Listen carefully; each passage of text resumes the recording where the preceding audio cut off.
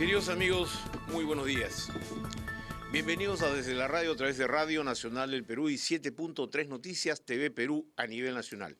Estamos en plataforma, radio y televisión en todo el país. Queridos amigos, estamos a 52 días para la segunda vuelta electoral. Y yo creo que es el momento más serio en el que tenemos que asumir ciudadanos que vamos a elegir y los que están a punto de ser elegidos, en este caso las dos representantes a la segunda vuelta, asumir con responsabilidad y seriedad este proceso que implica un balotaje, que implica una probablemente revisión de las expectativas de los ciudadanos en materia económica, política y social.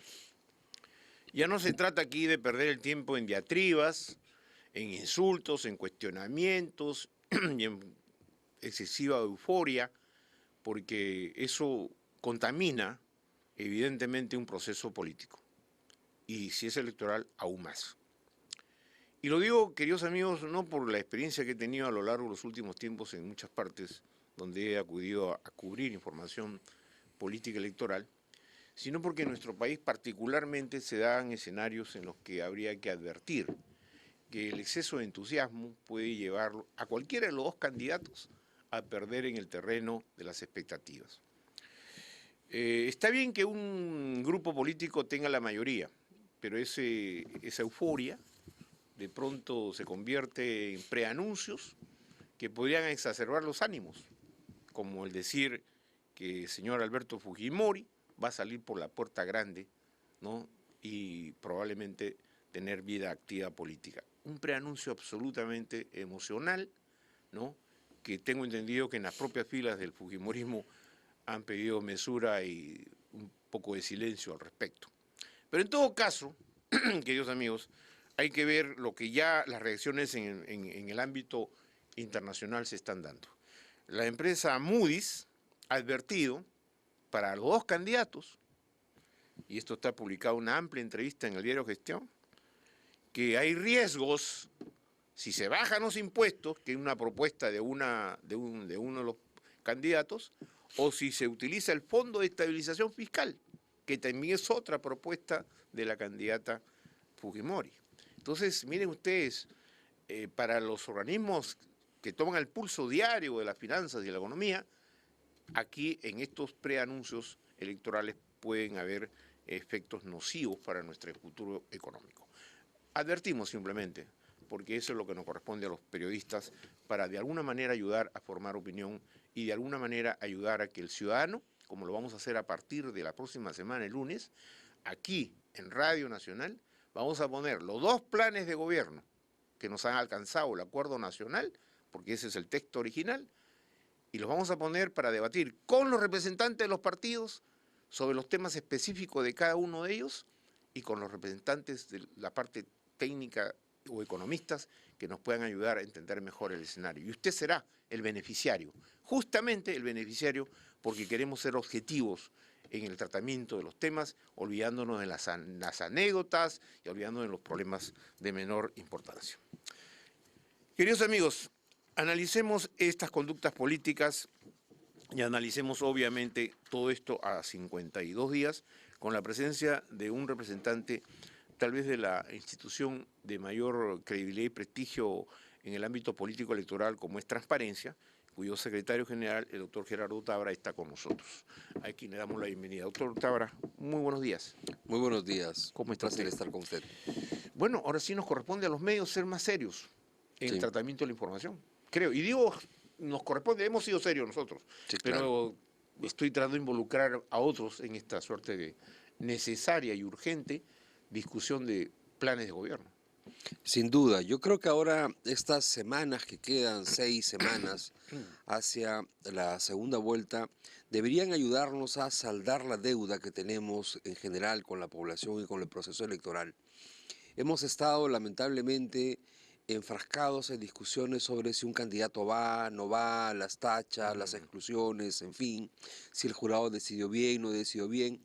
Todo eso pasó, ya habrá momento de evaluarlo y ahora, como usted bien dice, lo que toca es discutir los planes de gobierno, las propuestas de gobierno, principalmente de los dos candidatos que están peleando por la presidencia de la República, pero también de los grupos políticos que alcanzan a formar bancada en el Congreso, porque interesa muchísimo, como usted bien ha dicho, cómo se van a conducir los grupos, digamos, puedes tener una gran mayoría en el Congreso, pero eso lo que hace es una responsabilidad mayor para saber cuáles son las propuestas que llevas para el Congreso de la República. Ninguna bancada parlamentaria puede ser simplemente un anexo de Palacio de Gobierno. Eso lo sabemos.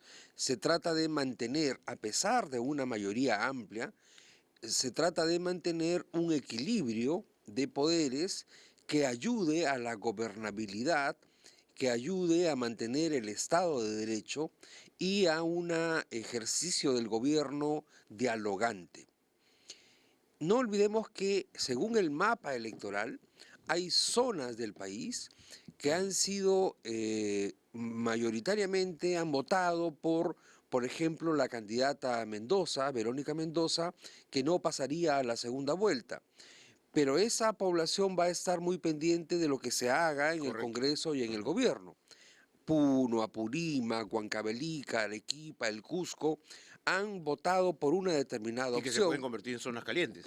Y que se pueden convertir en zonas de conflictividad así es. Si es que quienes logren el gobierno o la mayoría en el Congreso no miran esa realidad, qué es lo que nos está diciendo esta población que vota de determinada manera. Ahora, más allá digamos, de cada uno de los grupos políticos que ha obtenido representación congresal, hay que decir también que no nos debemos cerrar en que ya, mira, tengo el dominio del Congreso, porque he leído algunas declaraciones, no, que este dominio del Congreso nos da... No, porque si en la primera vuelta el resultado ha sido obviamente de un 39% más o menos y pico a la señora Fujimori, pero si uno le hace la lectura de todo el resto, hay casi 60% de peruanos que no son precisamente fujimoristas. O sea que no es que es la gran mayoría fujimoristas, sino el 60% de la población, mirándolo desde el punto de vista que hayan optado por la izquierda, por el APRA, por qué sé yo, cualquier no son exactamente. Ahora, ¿cómo es que debemos buscar ese consenso que usted señala? Yo creo que la única forma es el diálogo. Ah, sin duda. No hay forma, no hay otra forma, ni la imposición, ni el desaire, porque también el desaire forma parte de este juego político, ¿no? Yo creo que estamos en un momento en el cual nadie debería negarse a dialogar con el otro.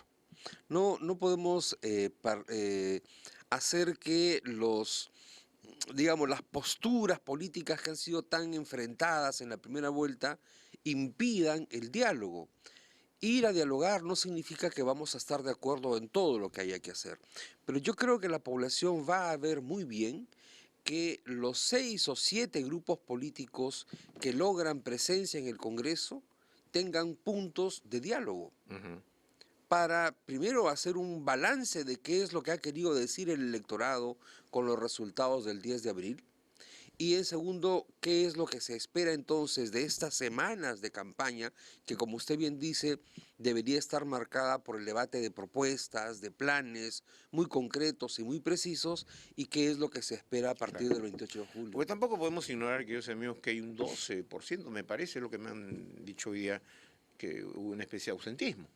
Eso también, ¿no? Es alrededor del 16%. 16% de ausentismo. Sí. Estamos hablando de una gran cantidad de ciudadanos. Es un poco alto, efectivamente. ¿Cierto? Históricamente ha sido entre el 10 y el 12%. Ya el 2011 fue cercano a este porcentaje de ahora. Ahora ha crecido un poquito más. Claro, entonces ¿no? Hay que tomar nota de ese detalle, ¿no? Hay que tomar nota de eso, sin duda, sí. Ahora, doctora, ¿cómo? Claro, a los organismos que, como el suyo, han jugado un rol protagónico muy importante y creo que digno de destacar y de elogiar, como es ser observadores permanentes, con voluntariado y todo lo demás, que evita justamente fraudes en el camino, ¿no? Despropósitos por el otro lado, qué sé yo. ¿Cómo hacer, por ejemplo, para que ustedes puedan contribuir a que estas próximas 4 o 5 semanas, que sean las semanas de la discusión, me imagino que el desplazamiento de los candidatos, que no empiecen a ocurrir otra vez los ataques con huevos, con piedras y con botellazos, esas cosas? ¿Cuál sería, digamos, el mensaje para evitar esa situación que no le hace ningún bien a la democracia y mucho menos a la imagen de nuestro país? Bueno, fíjese, para nosotros el proceso continúa. La observación electoral la iniciamos hace 10 meses Ya. y vamos a continuar. Es importante saber que el proceso electoral todavía no termina. Y lo digo también porque algunos funcionarios del Estado han estado ya empezando a emitir alguna opinión política que podría vulnerar la neutralidad que les corresponde, ¿no? Porque luego ha vuelto a aparecer alguna publicidad estatal que sigue estando prohibida porque el proceso electoral no ha terminado, ¿no? Y entonces también para transparencia la labor de observación electoral no ha concluido. Nosotros vamos a mantenernos atentos y llamando siempre a el diálogo. Durante la primera vuelta colaboramos con aproximadamente 18 debates y foros entre candidatos, no solamente a la presidencia, sino candidatos al Congreso, sobre distintos aspectos temáticos. Esperamos contribuir a eso también en esta segunda vuelta y nos mantuvimos en un diálogo permanente con el Jurado Nacional de Elecciones, con OMPE y con varios partidos políticos. Diálogo que no necesariamente tenía que ser público siempre, pero diálogo con diversas fuerzas y esperamos seguir contribuyendo en esa dirección de aquí hacia el 5 de junio, ¿no? Ahora, ¿cuál es el rol de este Jurado Nacional de Elecciones? Que si bien es cierto, yo tengo que pensar bien, o sea, como ciudadano tengo que pensar siempre bien, positivo. Sin embargo, se han registrado errores en los términos de los plazos, los tiempos, las decisiones demoradas. Es decir, he leído un informe preliminar que han hecho los observadores internacionales, ¿no? Diciendo, sí, ahí se ha registrado un problema, el problema de que se han resuelto los casos muy tardíamente, haciendo que el electorado no tenga una claridad en de quiénes son los verdaderos candidatos, ¿no es cierto? Siempre hay esa incertidumbre. ¿Cómo habría que pedirle al jurado, o qué debería hacer el jurado para que esto no ocurra? Es más, también extendérselo a la Oficina Nacional de Procesos Electorales, que el día de la votación también se han reportado problemas operativos. Mire, empiezo con esto segundo. A ver. Yo creo que el día domingo, cuando nosotros emitimos nuestra conferencia de prensa al término de la jornada, señalamos que si bien la jornada había sido normal y no había ningún aspecto que pudiera en riesgo los resultados de la jornada, que es lo más importante, diversas situaciones de demora, colas muy largas, falta el voto de electrónico que falló en algunas máquinas. En algunas máquinas, en pocas, la verdad. Sí, hay pero, que decirlo, pero la en televisión ha mostrado en los noticiarios problemas de eso. Esta sensación de la gente teniendo que entrar rápidamente a las 4 de la tarde para no quedarse sin votar hacia los patios del colegio, la gente que espera 2, 3 horas, es un problema de logística y de organización en los centros de votación. Demasiados votantes en cada mesa de votación. 400 por mesa, ¿no? Bueno, se ha duplicado, pues. Sí, entonces eso tiene que resolverse, pero hay un problema también, que es verdad.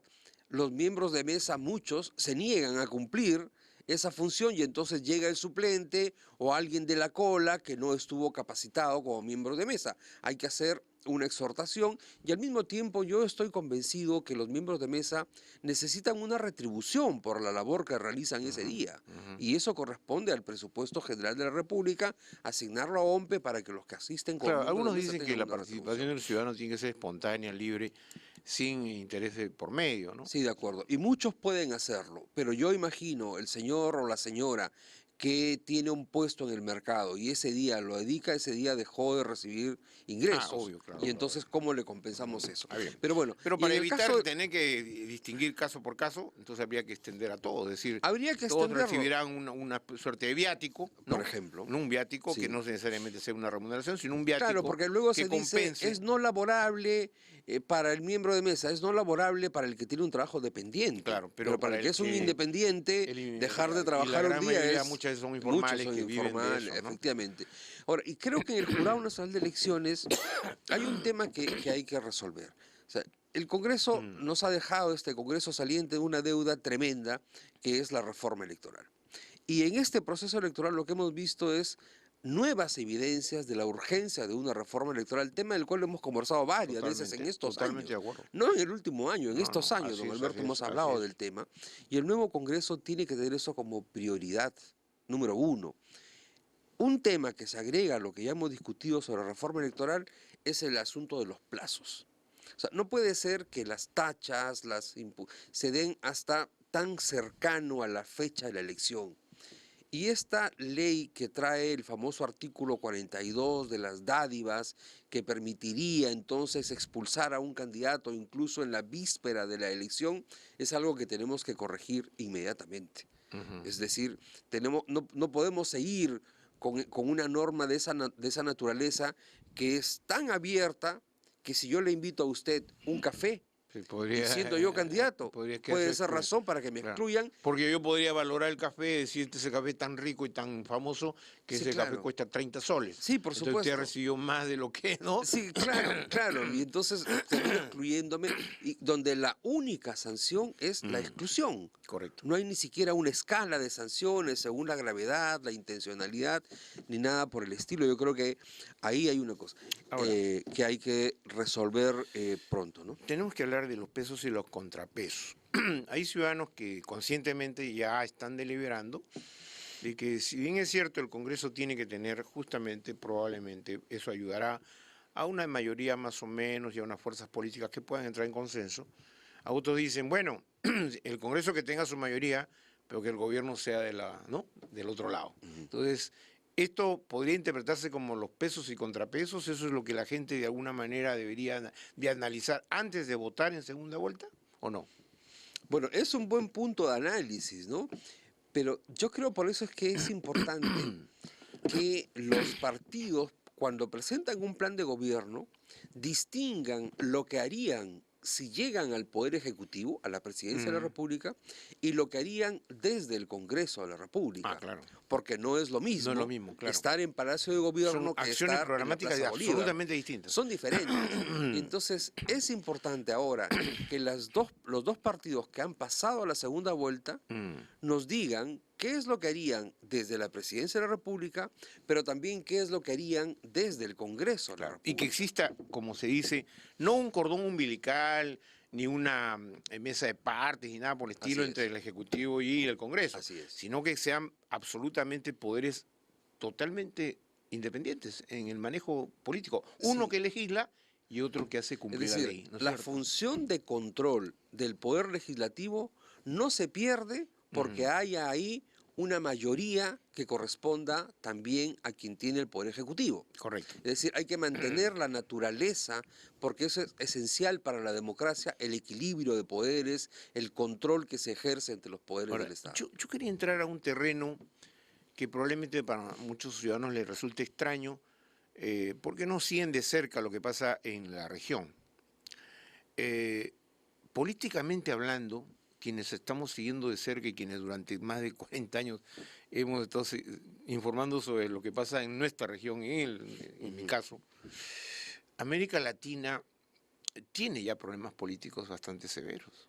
Sí, Hoy sin día duda. estamos viendo lo del Brasil, que es tal vez el país más importante de la región, que la propia presidenta está denunciando un golpe de Estado de su propia colectividad aliada, ¿no? Es decir, su vicepresidente, dice ella, me está prácticamente poniendo cabe para que yo caiga, y lo mismo ha pasado con el cambio que hubo en Argentina, que ahora la expresidenta Fernández de Kirchner está ya denunciada prácticamente. O sea, el escenario más Venezuela, más lo que aparece en Chile, que también se mueven un poco las aguas. América Latina está en un proceso cíclico político muy preocupante, ¿o no? Es una situación complicada, sí, todos los análisis que se hacen muestran, en el caso peruano y otros, situaciones de crecimiento económico, de apertura al mercado, a las inversiones, pero de debilidad y fragilidad Pero democrática marcada muy desigualdad fuerte. social, ¿eh? Con desigualdad, sí, aunque en algunos casos se reduce esa desigualdad, la desigualdad se mantiene en niveles preocupantes, pero no se avanza en fortalecimiento de la institucionalidad democrática. En el Perú pasa eso.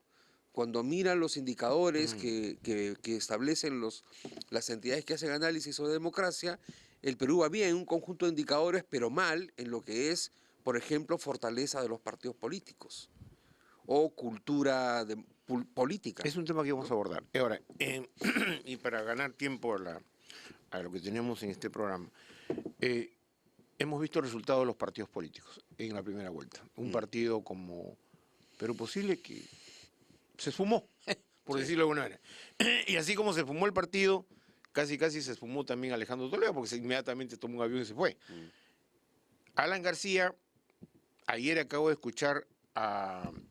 Y la idea no es que usted me responda por los partidos, sino sobre lo que va a pasar, lo que tiene que pasar por la reestructuración de los partidos y todo lo demás. Enrique Cornejo, ayer en una entrevista, le escuchaba muy atentamente, pedía hasta la renuncia de los secretarios generales de su partido, es decir, ¿no? Una entrevista de anoche. Y decía que esto obliga a que había una lectura que parece que no la hemos leído bien, decía, ¿no? Va la redundancia, de que había que hacer renovación de cuadros. Después todo el mundo lo cantaba, casi en coro lo decía, hay que renovar cuadros, usted mismo lo planteaba como parte de la reforma política. Sí. ¿Qué va a pasar ahora con esos partidos que se han quedado partidos?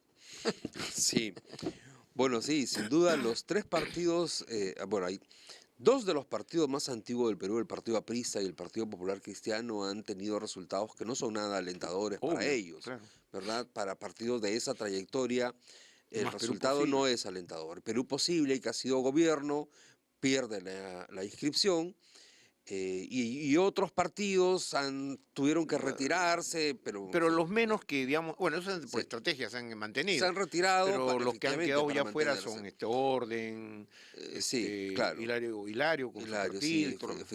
el señor Olivera, en fin.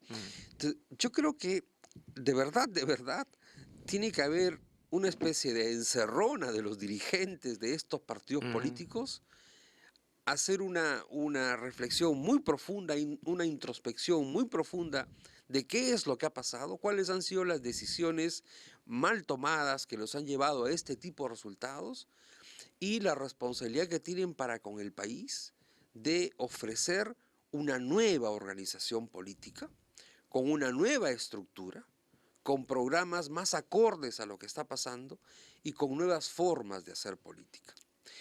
Permitir que generaciones más jóvenes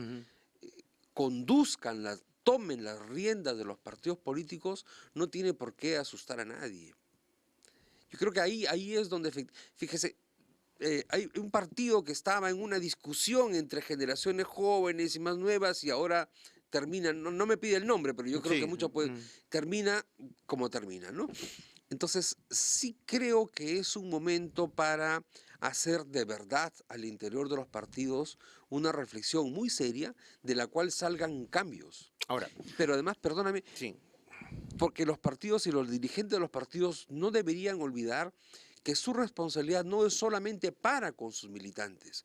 Puede en primer lugar ser para con sus militantes, pero es para con el país también. Ahora, pero esto no es parte del fenómeno que lamentablemente si uno revisa la historia de la República del Perú de Jorge Basadre, como yo siempre la consulto porque quiero saber cómo son los comportamientos históricos de los dirigentes políticos, sean golpistas o no golpistas, el tema es que hay un prurito ahí, un asunto que debemos eliminar, que los peruanos a corto plazo, y es el caudillismo. Es decir, ese es el daño que se le está haciendo a la política, demasiado caudillismo. Cada líder que asume el poder, y uno siente en su mensaje, ¿no?, de los últimos tiempos, incluso hasta de ayer, hay un caudillismo metido adentro. Sí. O sea, ese soy yo y nada más que yo, y yo soy el que salvará al Perú. Oiga, los caudillos ya han pasado a la historia. No sé por qué en el Perú todavía hay No, en el Perú no han pasado la historia, porque eso es lamentable, pues. tenemos partidos políticos cuyo nombre o cuyo símbolo son las siglas de El el líder, apellido, ¿no? o O sí. escuchamos ahora a algunos jóvenes y otros no tan jóvenes decir, no importa, no ganamos, pero nace una lideresa. No, lo importante es que nazca una Una organización. organización, Lo cierto. importante es que nazcan organizaciones. Y entonces vamos a ver efectivamente de las 6 bancadas que logran, será muy importante saber que se logre, que se mantengan unidas, que actúen de forma cohesionada y que respondan a organizaciones políticas estructuradas y con presencia nacional. Ojalá, don Alberto, que estas mismas organizaciones políticas que logran presencia en el Congreso compitan el 2018 por las Ujú, regiones y los ujú. municipios. Y- Porque ya antes hemos comentado cómo es que los ujú, partidos nacionales sienten que ellos están para algo así como las ligas mayores y que las regiones y los claro. municipios quede para movimientos Y eventuales un distintos. ejemplo de ese síntoma de lo que finalmente en el Perú está pasando. Si bien nosotros nos alardeamos y decimos que somos un país unitario, no es tan cierto, ¿no? Porque hoy vemos que cada región tiene sus propias Sí. necesidades, sus propias identidades, y Cajamarca se ha convertido hoy en un Mire, ejemplo que hay que tomar sí, nota. sí, o sea, ¿No? Cajamarca ha votado mayoritariamente por una organización y por una persona que no va a estar representada en el sistema Obviamente, político. obviamente. Entonces, ¿quién los va a representar? Sí. Pero ahí está el gran problema. También han votado por un caudillo regional. Ujú. Entonces, ese es el gran problema de la lectura política de este resultado, que yo creo que ojalá los ciudadanos conscientes y ustedes, que son los inteligentes en este tema, les Ujú. expliquen a los ciudadanos para que no voten a ojos cerrados, sino que voten a conciencia y informándose mejor. Sí, sí, nosotros vamos a seguir con nuestra Hay que labor de evitar el voto información. emocional.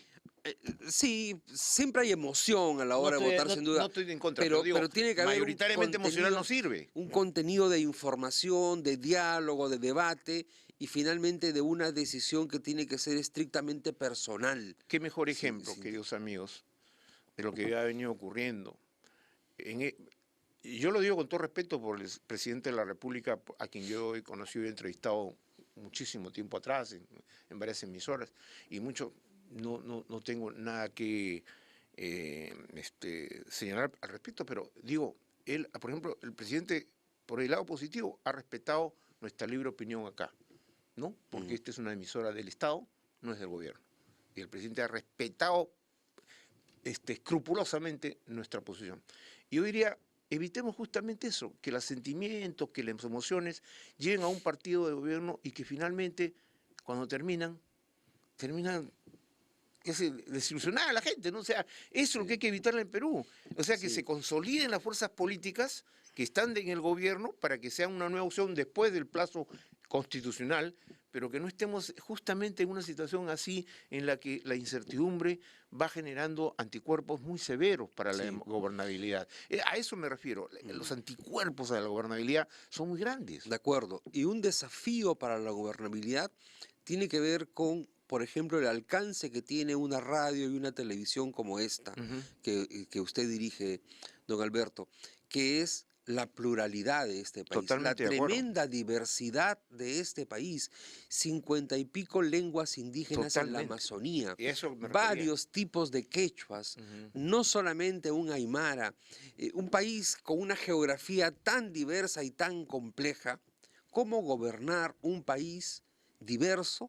Esa es una pregunta Y fundamental la respuesta para los... sería, queridos amigos, en cuanto medio de comunicación del Estado, a que todos los ciudadanos que tienen derecho a voz y a voto, que todos vengan justamente a lo que es la emisora del Estado, que es la emisora donde los contribuyentes son los que la sostienen, finalmente, a expresar sus ideas, a expresar sus opiniones con la mayor libertad.